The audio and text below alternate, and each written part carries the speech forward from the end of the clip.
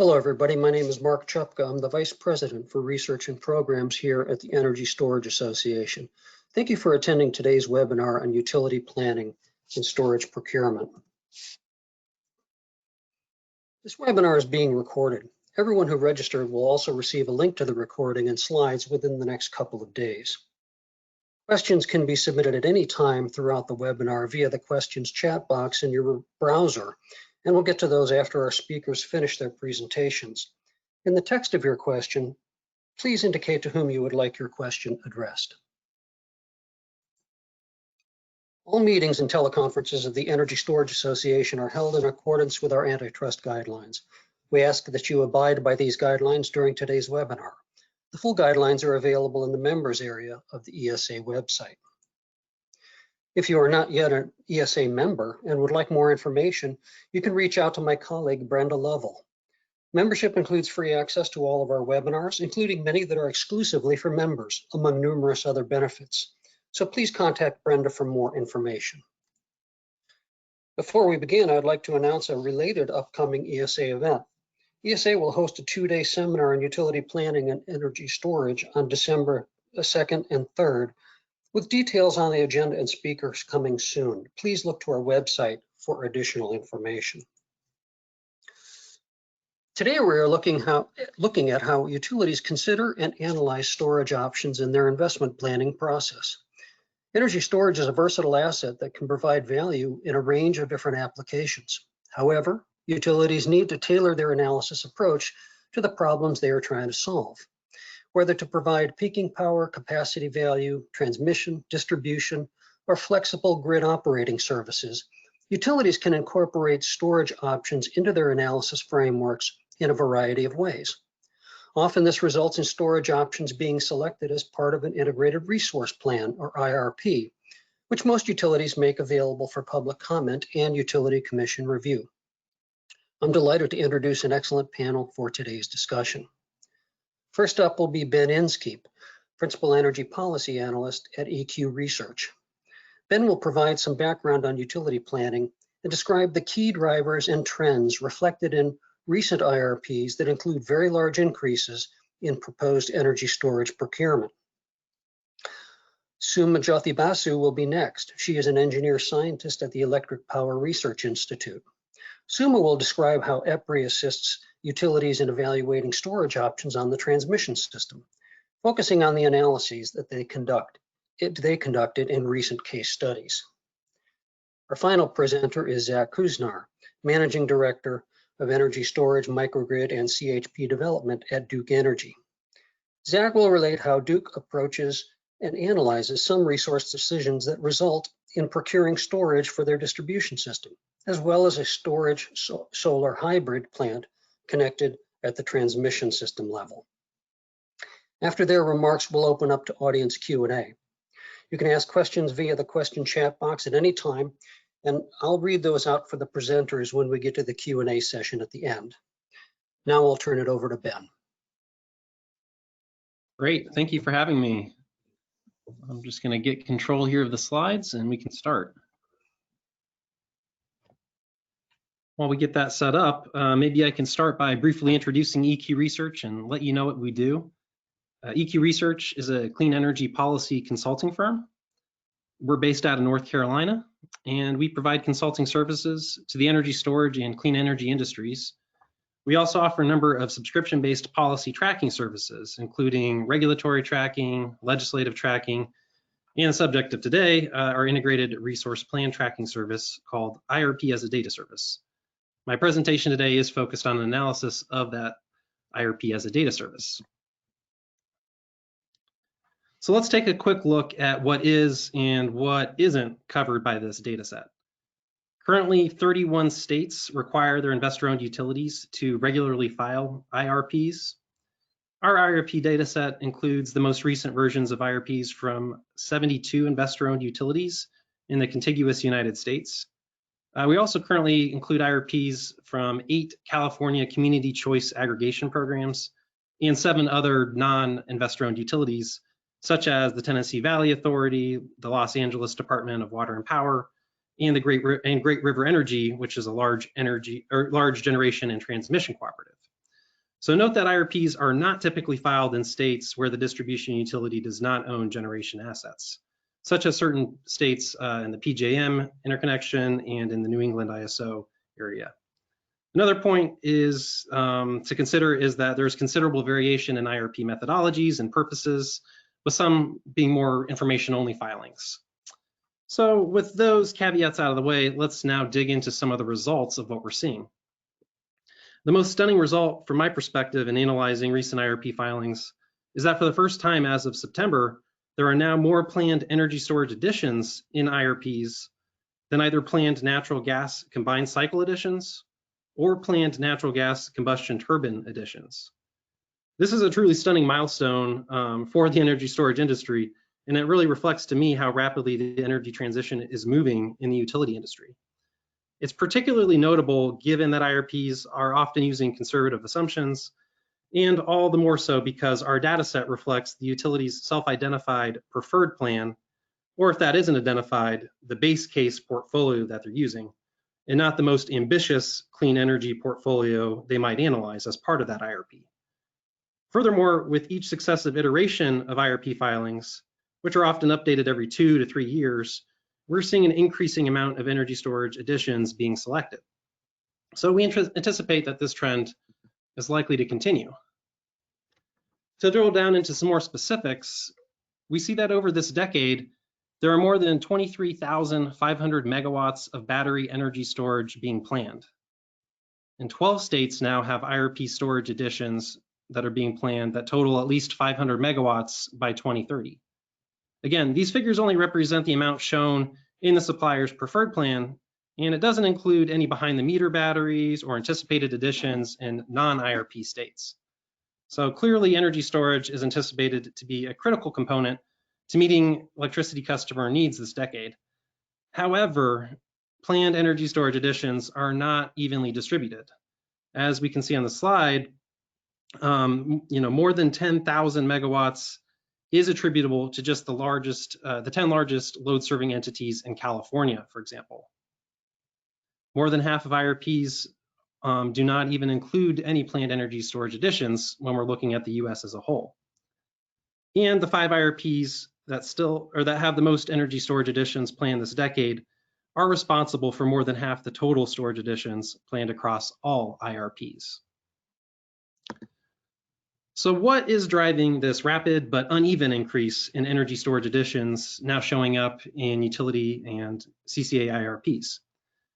First, of course, we know that the cost declines have played a big role in allowing these resources to be considered in the first place and then selected within IRPs themselves, as is evident here by this quote from Valley Clean Energy's recent IRP filing. But falling costs, at least to date, have not necessarily been sufficient to lead to storage being selected in about half of IRPs, as I mentioned. So in fact, just yesterday, I was reviewing an IRP that was just filed in Kentucky, where the utility there dismissed battery storage out of hand and didn't even include the technology in any of its IRP modeling, citing the costs. So in addition to falling costs, policy has played a really huge role. Storage mandates, of course, have been helpful in several states. In the past 2 years, we've also seen a large number of states and utilities come out with 100% clean electricity or carbon neutrality targets by a 2050 timeline or sooner. And then there are other types of policy levers that states are using. So one example is just the procurement track of California's IRP proceedings. In 2019, this IRP procurement track resulted in an order there from the Public Utilities Commission requiring load-serving entities there to procure a total of 3,300 megawatts of new capacity. And much of that capacity is going to be met through additional energy storage. And in fact, the schedule in the current IRP proceeding is now indicating that we could see another procurement order possibly coming in May 2021, which is going to analyze the impacts of the planned Diablo Canyon nuclear power plant retirements. And so that could result in additional procurement requirements if there's any shortfalls identified in meeting reliability after that retirement. Other drivers of energy storage in IRPs include the proliferation of hybrid resources, as well as for addressing the high impacts of variable renewable energy deployment. and addressing things like the duck curve in California. So there are many opportunities for the energy storage industry to get actively involved and engage in the IRP process, and for improvements to be made in resource planning generally to ensure that energy storage is being fairly considered. First, there's a lot of requests for proposals that are now being used as part of the IRP process.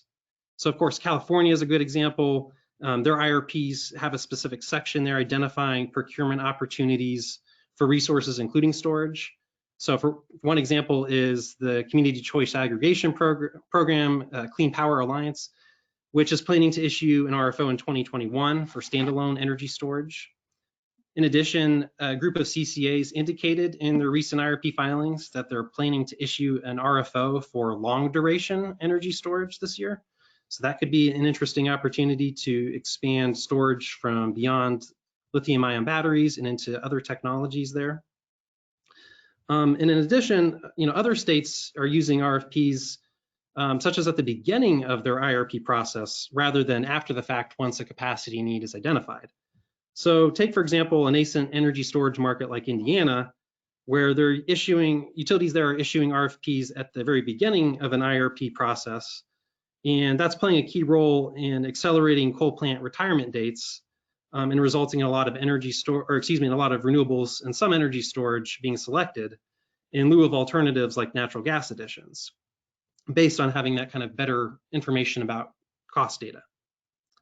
One of the biggest remaining questions is how exactly utilities are going to be replacing large amounts of planned and anticipated coal retirements.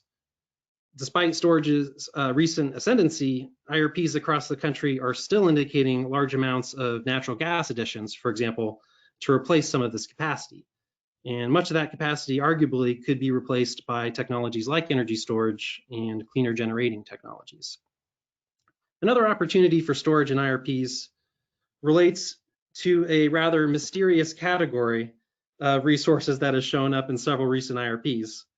I'm talking about a category of resources that some utilities have identified in their preferred portfolios as firm low carbon resources, but without identifying a specific technology.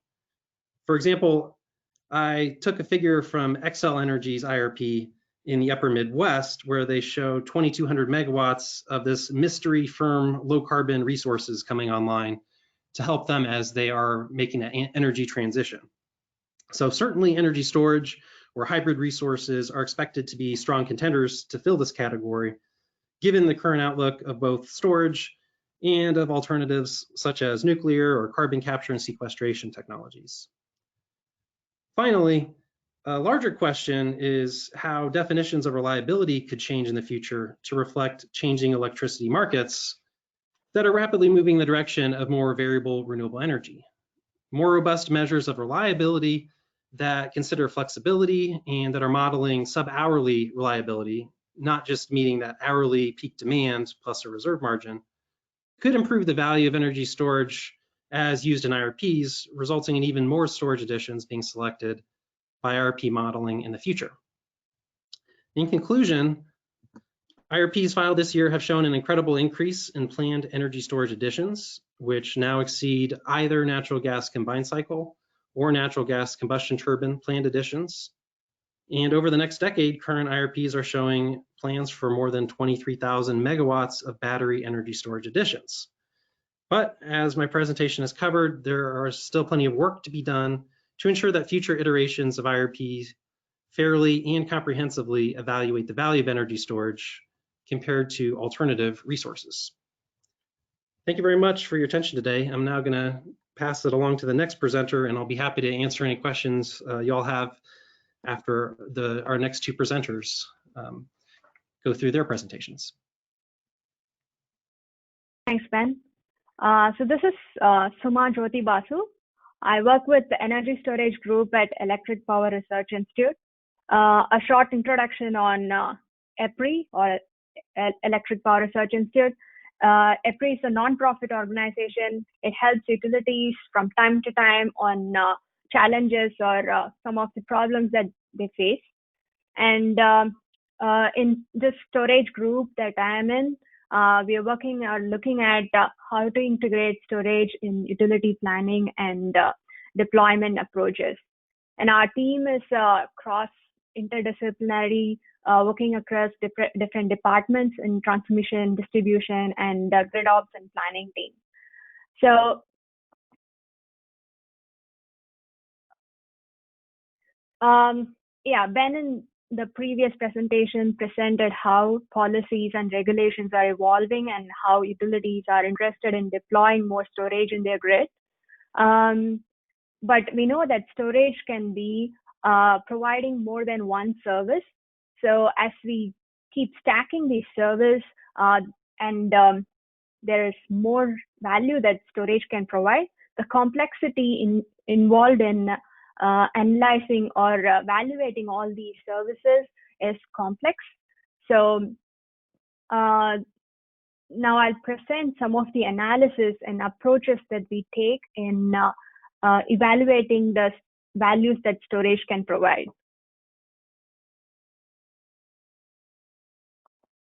So this is a map of utilities that we have been working recently in the past 3 years. We have had very good engagement with these utilities mentioned here in North America and Africa. So there's also highlighted the use cases that these utilities were interested in. Some of them are distribution related and some of them were transmission related. I'll focus in this presentation some of the transmission related use cases that we did for some of the utilities. So the questions that we had initially when we started this analysis for the transmission grid planners and operators were, how do you include storage as aggregated or bulk connected as a transmission asset?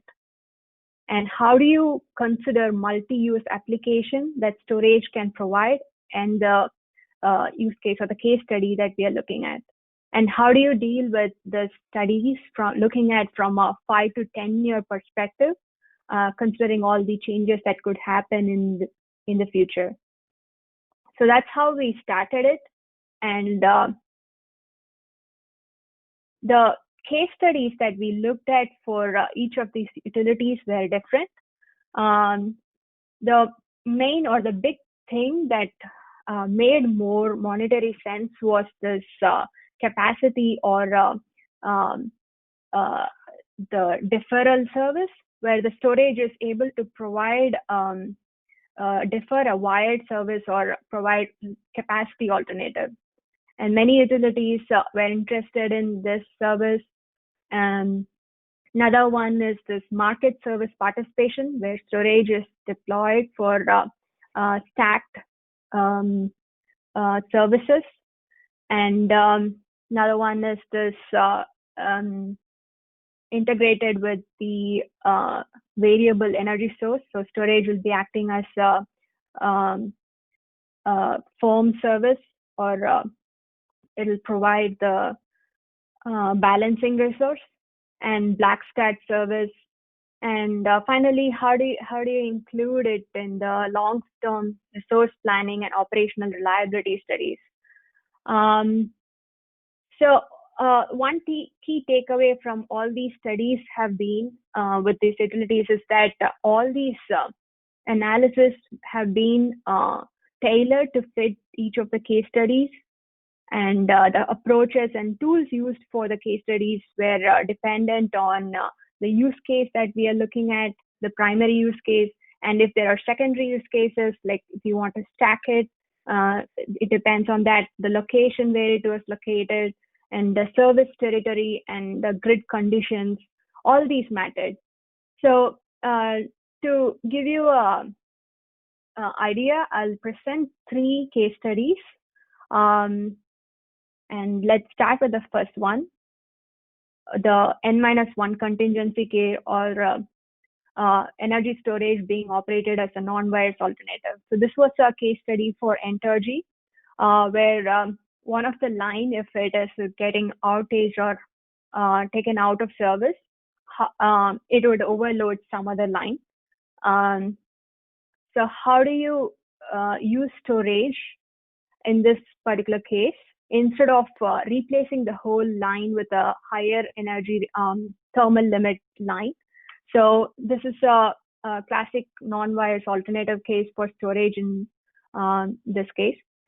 So the approach involves sizing storage. So it involved sizing in terms of power rating. And then depending upon where it is located, we looked at both if it were located in the distribution level and in the transmission level. We sized the energy rating of storage. So after you size both the things, you do the cost benefit analysis to find how it compared with the traditional line upgrade that you would do otherwise. So let me skip to the final conclusion from this study.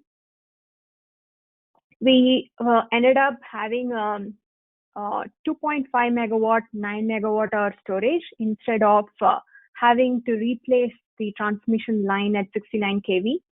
And the detailed cost benefit analysis on a 10-year analysis horizon has shown that the benefits from using a storage is much greater than the total cost associated. And this case is economically suitable as well. So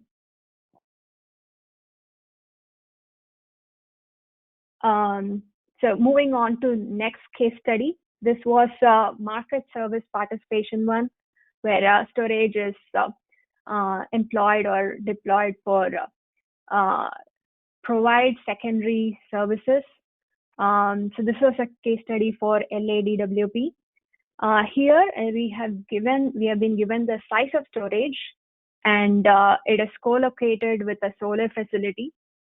So this analysis is to find which of these scenarios is most economical.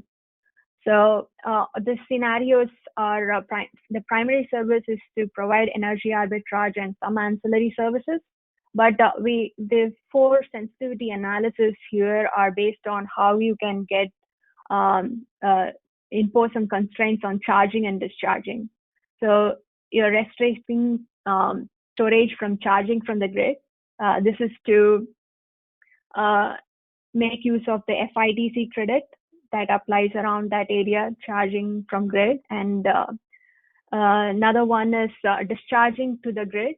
You set a time limit on when it discharges to the grid to deal with the duck curve that might be happening if otherwise done, and with or without the frequency regulation. So these were some of the sensitivities around stacking the benefits, and the approach is similar to the previous one, where you do a transmission level analysis to find some of the constraints with storage operation, and then followed by the valuation tool that we have in-house, storage wet and derwet, to do market analysis to find the best value that this given storage can provide.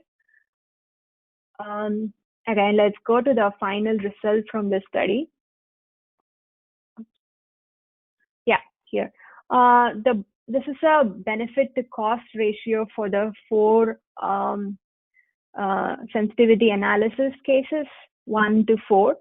So the benefit to cost ratio is varying within some margin, 0.1 margin between these cases. But the interesting thing to note is that when you start the deployment, had a greater impact on the total cost benefit ratio. So it was more beneficial to start after 2022.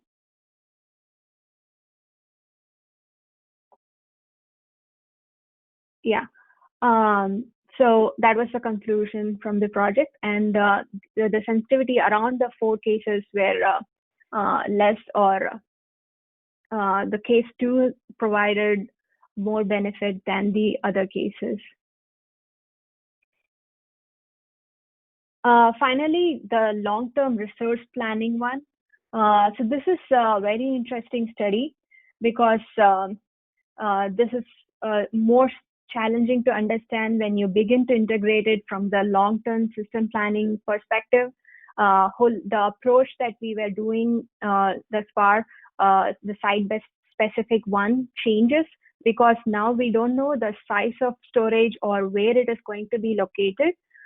We know the aggregate amount of storage that you want to have in the system, but we don't know where it would be located. And we, in this study, we are given with candidate nodes, and some of them were in the metropolitan area and some were outside the metropolitan area. The inside in-basin area had area limitations to integrate storage, whereas the outside one didn't have. So it had to look at different perspectives.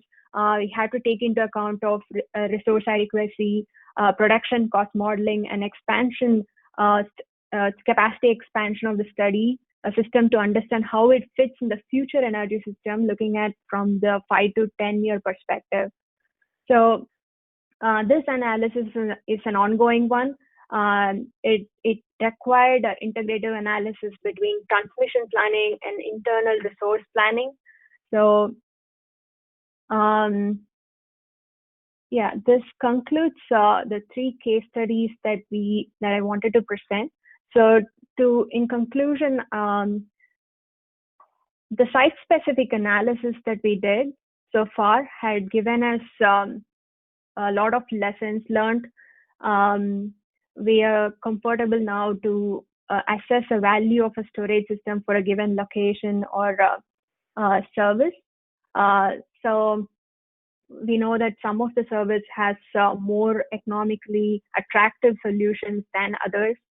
And some of the drawbacks had led us to think about a system-wide energy storage analysis, where we look, before venturing into site-specific analysis, we would prioritize the location and the services that storage can provide maximum value. So this is something that we are going to work on in the future, which will be a part of transmission and distribution planning. So that is it. If you have any questions, and please ask us in the chat box. Thank you.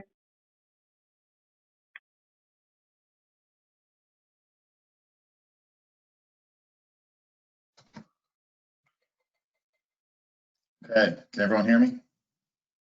Cool. Okay, so my name is Zach Hughes, and I lead up our some of our distributed generation business at Duke Energy, and I'm going to focus just a little bit today on some of our storage projects that we've been developing over the past couple of years. Skipping pretty quickly. So, again, just for sake of time, I'm not going to spend too much time going into a lot of detail on any of these particular projects, but storage for Duke has been around for quite some time, going back to pumped hydro, which was built back in the early 1970s. At the same time, our nuclear facilities were built to really capture that off-peak nuclear generation, and has evolved quite a bit since then. We've done a number of kind of smaller research projects, and back in the 2011, 2012 timeframe. At that time, we also brought online, which was the largest battery, 36 megawatt battery, down at our No Trees Wind Farm facility down in Texas. But now we're really starting to integrate more battery storage into the regulated part of our business, and those are the projects I'm going to focus a little bit of time talking about today. So Duke, our regulated footprint is in 6 states. So it's in the Midwest. We are operating Ohio, Indiana, Kentucky. North and South Carolina and Florida, though, are definitely our biggest markets. And I've just got some projects highlighted on here. I'm going to talk about a few of them here in a couple minutes, but we've really developed projects had projects being developed in Indiana, Ohio, both Carolinas, and in Florida. And these are represented by kind of the names on here. But a lot of our projects right now, I'd say, are analyzed more as kind of one-off projects. And as we look at we just released our IRP recently, for the Carolinas, and we're showing quite a bit of storage to help us meet our carbon goals, which are 50% reduction by 2030, and then 100% reduction by 2050. But a lot of the applications we are building out now are really on the distribution system. We're starting to integrate some more larger transmission size projects into our system. But the applications we've been focusing on are, optimizing solar output and dealing with the intermittency issues. North Carolina has got the second most solar in the country outside of California. We're looking at, backup power for critical customers, ways to defer traditional distribution investments, and then starting to look more at how batteries can provide capacity ancillary services and also evaluation of more of a transmission asset. So I'm just going to go through kind of briefly a few projects that are in various stages of development. This project we're actually just starting construction on, and it's, this is a perfect example of really the distribution deferral piece. So we have this community in Western North Carolina that is fed by a 5-mile radially fed distribution line, which, which tends to have outages. So what we decided to do, and we filed and got approval from the commission for this project about a little over a year ago, is instead of storm hardening the line and bringing a second feed into the community, which was difficult, we're going to build a battery and solar facility, which will really serve multiple purposes. It can support the bulk system by providing the solar to the grid, the battery providing grid services during normal operation. But then during a grid outage, if we know that a storm's coming through, which is when outages typically happen here because of all the heavy trees in the area, that we'll have the battery fully charged and can provide backup to the community for about 6 hours, which typically is enough time for crews to get out and fix any sort of distribution line. So here's an example, one example I wanted to show. And we've got a few of these, or a number of these kind of under various stages of development of using batteries to either defer some distribution upgrade or investment, but also provide backup power to this community. Here's another use case, and this project's been online for a number of years, but I think it's very interesting. It's not very big, but this is one that's not going to be as common, but it's a full kind of battery plus solar kind of off-grid microgrid. And we were actually maintaining a pretty long distribution line. There's these radio towers in the Great Smoky Mountains. They used to be fire lookout towers, but they're used by the Park Service for communication in this area, because obviously cell service is not prevalent in these kind of remote mountain regions. But we were maintaining this 5-mile distribution line, which only served this one tower. And we basically developed a business case to show that instead of replacing all these poles and constantly maintaining this line during outages, we built a battery and solar facility which provides power to this radio tower for, I believe, it's up to like 10 days without any sun. So it's more reliable. It's actually operated through a couple hurricanes we had that came through the state of North Carolina. And we were able to basically cut down this distribution line and give about 5 miles of right-of-way back to the Park Service. Again, I think it's a way for us to think outside the box a little bit and use kind of new technologies in a way that we would typically just run a distribution line up to this tower. Another use case is complete sort of distribution deferral use case. And this is a project that it'll be online hopefully later this year. We're starting construction soon on this, but we have this area in Florida, Cape San Blas, was basically going over the peak at this particular substation, exceeding the peak. And it was really just a couple weeks a year. So, and it's typically during July where we're basically going to have to, build a 12-mile radial distribution line, reconductoring, and then a new transformer investment at the substation. And again, that would literally just be used to meet the peak needs on this particular area a couple weekends in July. So instead of that, we're installing a battery, which will help us, we'll basically be able to eliminate this reconductoring project, not install this new transformer. And we could also utilize the asset during other times of the year too. When we're not, exceeding the peak on this particular circuit, we could use it for, peak shaving. We could use it for frequency regulation or other ancillary services. So it'll get a lot more use than just, reconductoring of the line. And adding a new transformer at this particular substation. And then one more use case I wanted to talk a little bit about is, this idea of solar plus storage, this new kind of clean peak type of asset. So this is a project where we are already have a solar facility here. So there's about a 60 megawatt DC, 45 megawatt AC solar facility. And we're basically adding a 18 megawatt, 36 megawatt hour batteries to this site. And so, the different use cases we're looking at is, capturing clipped energy, due to the point of interconnection.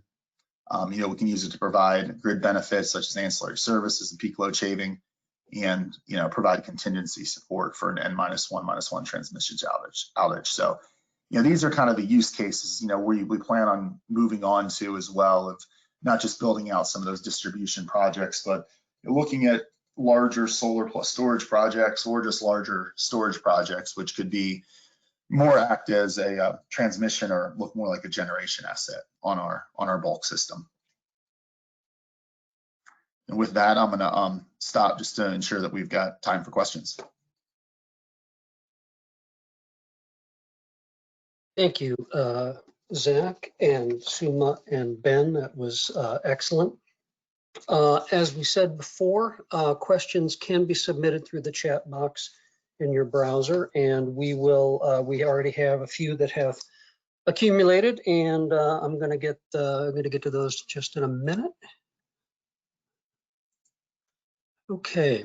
So this came in during Ben's presentation. So it's addressed to Ben.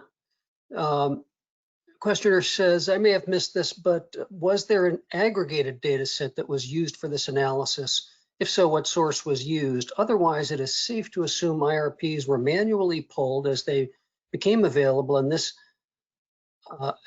analysis is a representation of most current plans. So the question is your data set current, and how did you go about compiling it? Yes, that's exactly right. We do manually go through each individual IRP and enter a whole bunch of data fields manually to create an apples to apples comparison across all 87 IRPs that have very different filing requirements, ways of presenting the data, and so on. So the source of this was our IRP as a data service tool, and that's a subscription-based service that we offer to clients. Okay, thanks. I have one for Suma now. It's regarding the case number 2, the market service participation. We can see that cost to benefit ratio evolves greatly between 2021 and the following years. In your opinion, what is the main cause of this conclusion? Also, does your model take the ITC into consideration, since the energy storage system is solar coupled? Yeah, thanks. Thanks for the question. It's a great one. So why it is more beneficial starting from 2022 is that the most of the PPA, both the solar and storage are PPA based, and the cost that the utility got was much lower starting from 2022.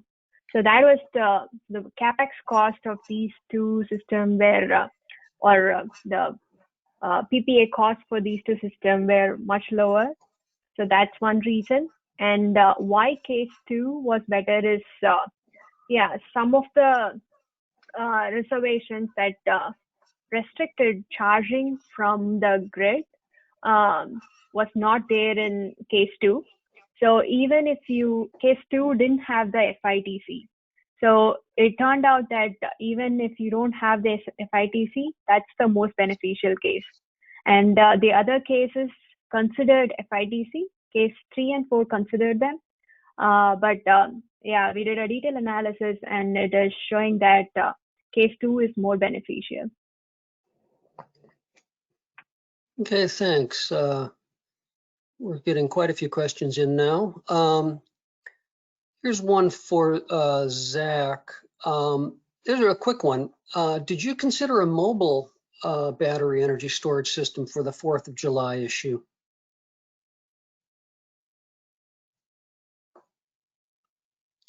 Not for that particular project. I think we saw that was kind of part of a, we got a pilot program approved, and we could actually make the business case work by basically keeping the battery there the entire year.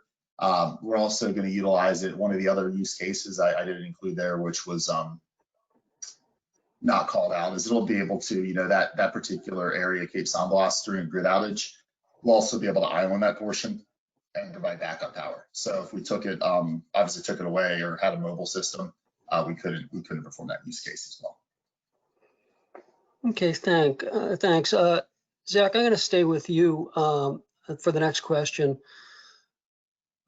Question is, does Duke specify the battery integrator, or does Duke go to an EPC implementation model and allow the EPC to specify the integrator?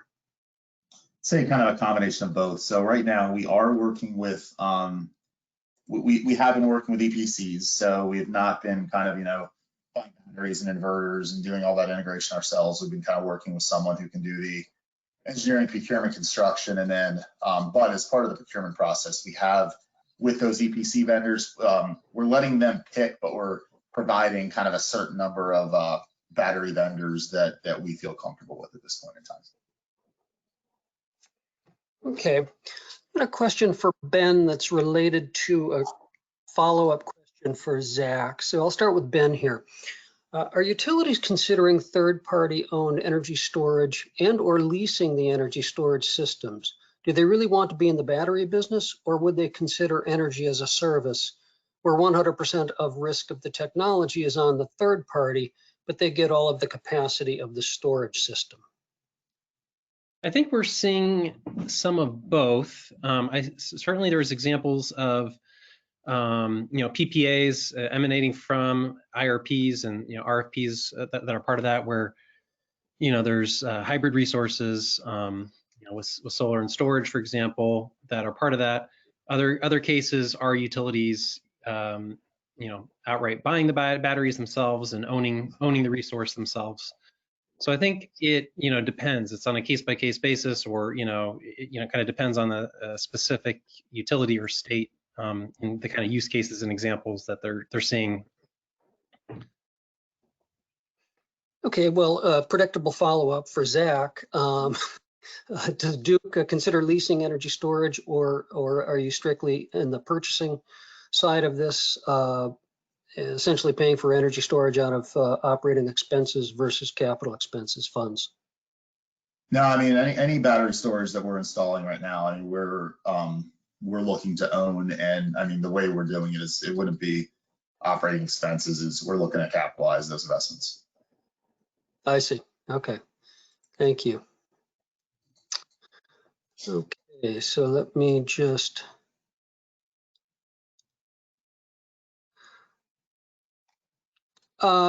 question for Suma. Do your studies include any behind the meter batteries?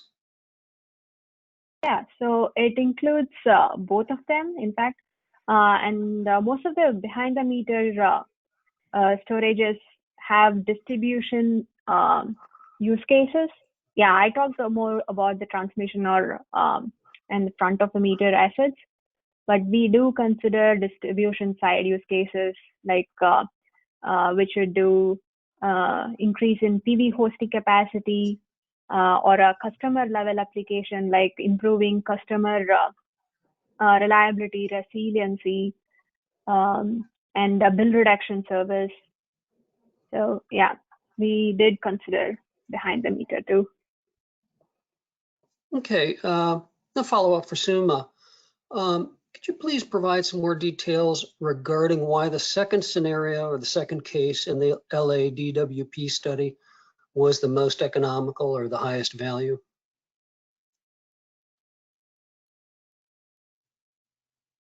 So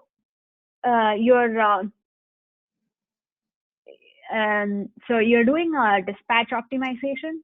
So you have constraints on charging and discharge. And you have to do the key takeaway from this analysis and the result is that you need a detailed analysis to know the cost benefit on a 10-year basis. So it's hard to point out this is the reason for one case standing out over the other, but it depends upon the optimization throughout the year and a lot of other factors, and it is site specific too, the load profile at that area and what are the service it provides and the market price signals at that area.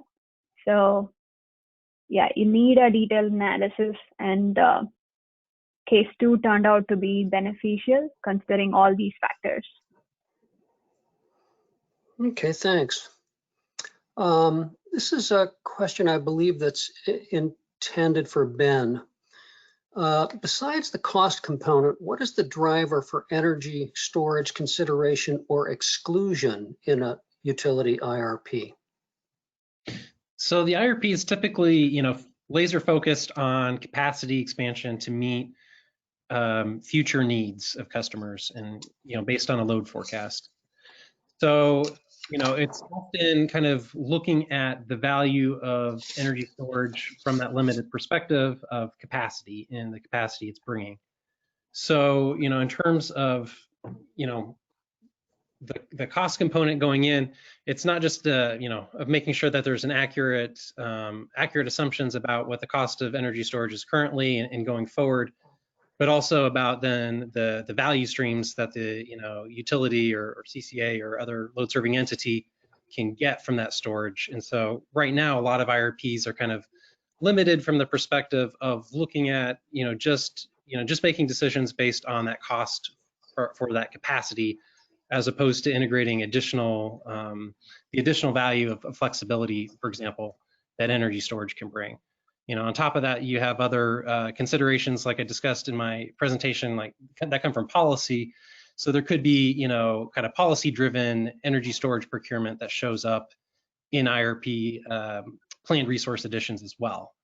So that's just kind of another avenue that it comes through as well. If it's not, cost effective on a capacity basis alone, you might see it, out in the future just based on, directives from state policy.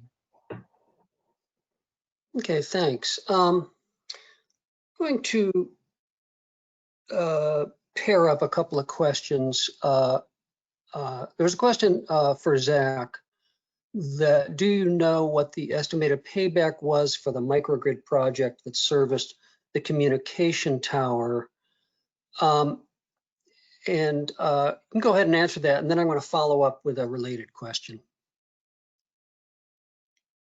Yeah, I don't have the exact payback off the available right now, but we did show that the microgrid at the communication tower, so that solar plus storage, was in fact cheaper than the alternative, which was we had a bunch of poles to replace, and then looked at just kind of our typical O&M costs that we need to maintain that particular distribution line. But like I said, I don't have the exact payback, but it was a better option for us than the alternative.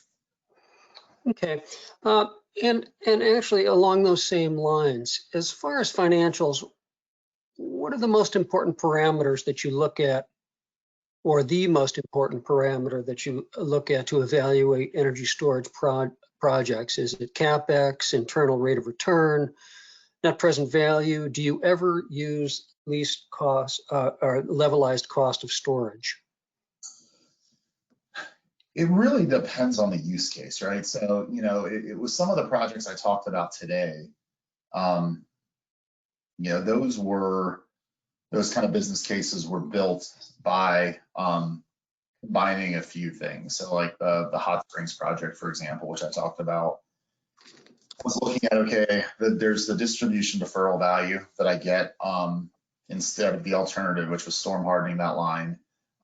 Plus we get some value of the solar for the energy, some rec value, and also some capacity value for the project. So that's the way we evaluated that project. But then as we're looking at kind of larger, maybe just solar plus storage projects for capacity expansion, there you could be looking at, okay, is it cheaper for me over the life of the asset to provide a battery for 4 hours of peaking needs or build a combustion turbine? So I'd say a lot of them, it's hard to just say it's all LCOE or it's all CapEx, because it really depends on what the use case you're looking at is, what the alternative solution would be, and potentially what additional value streams you can get from the storage device, which might span across the generation, transmission, and distribution. So I would say each case has got to be viewed differently on kind of what the problem is you're trying to solve.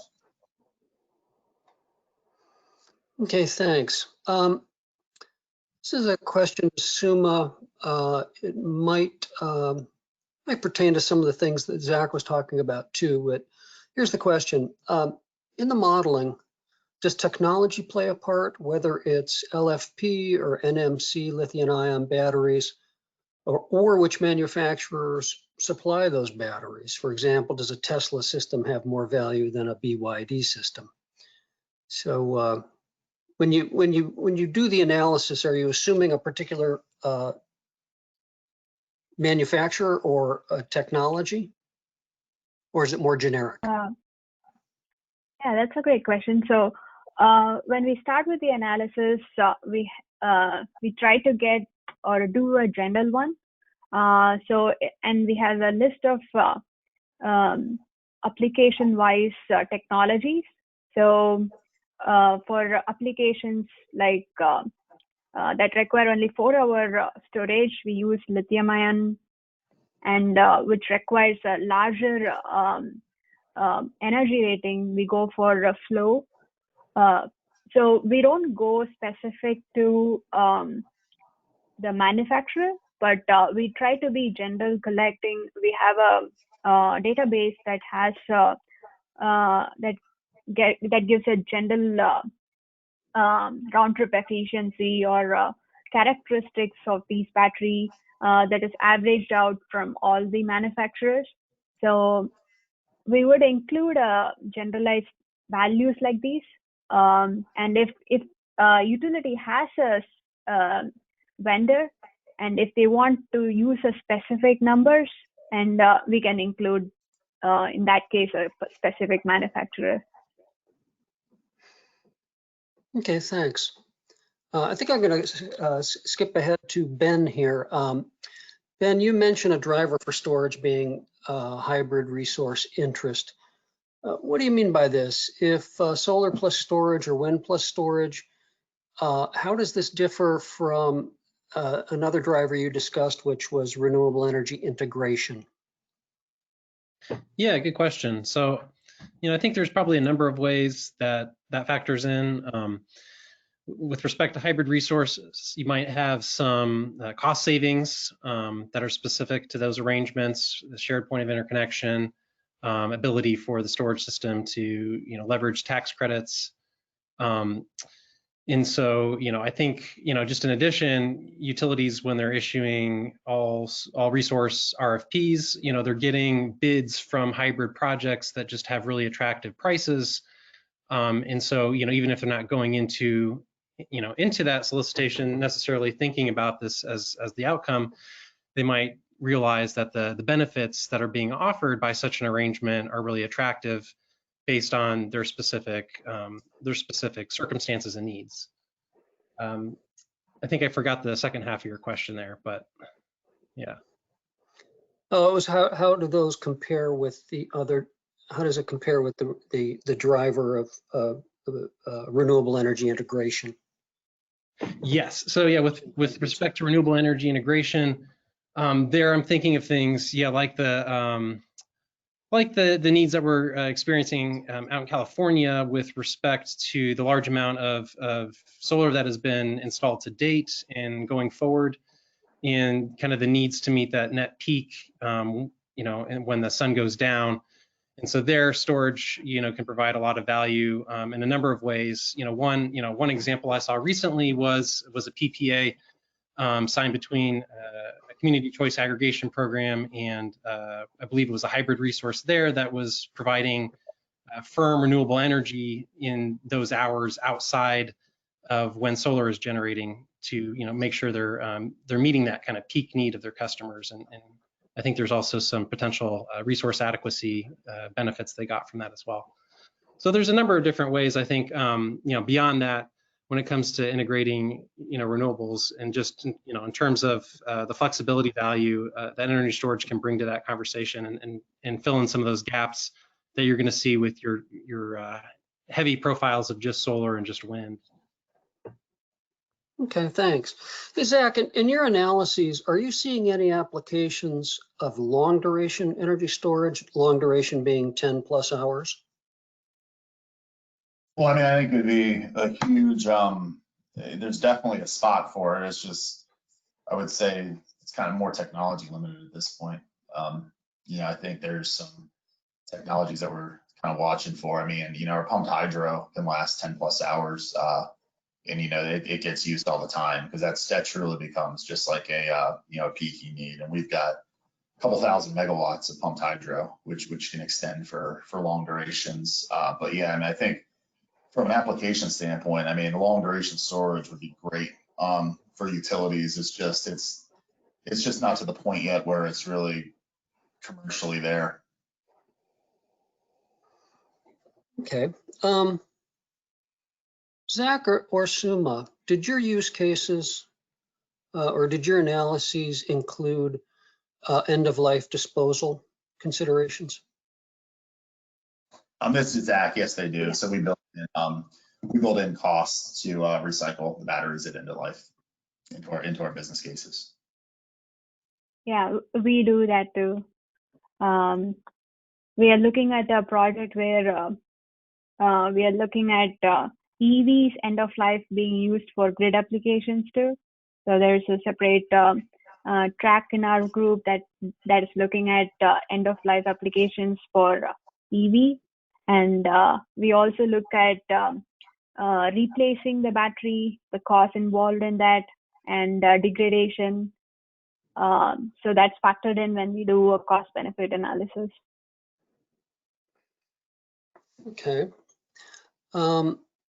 Okay, for Ben or Zach, actually any of the panelists can jump in on this. Also, I'll put in a plug. We're going to have a webinar on this in about 3 weeks.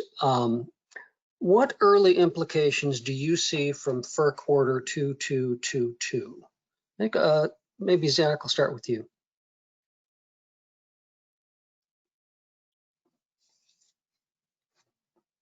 I would say right now, I mean, Mark, we're really still kind of reviewing that FERC order and looking at kind of implications it could have for our storage business. Okay. Ben, are you hearing from your clients, or is there any interesting aspects of Order 2222 that you're likely to see? Yeah, like Zach, I think we're definitely still reviewing and still digesting all of what's in there, and the opportunities that could come from it. Certainly, a lot of the devil will be in the details with the tariffs that are going to be developed by the various ISOs in implementing it. But certainly, there's a lot of things to be potentially excited about with that kind of order, and with the possibilities that it could open up. But to be perfectly frank, I don't think I can speculate further at this point in time on it.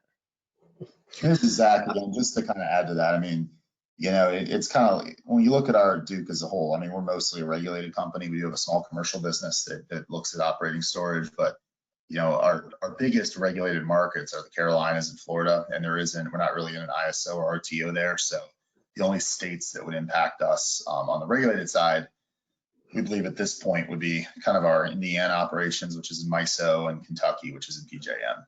And then in Ohio, we don't own generation, which is the distribution utility.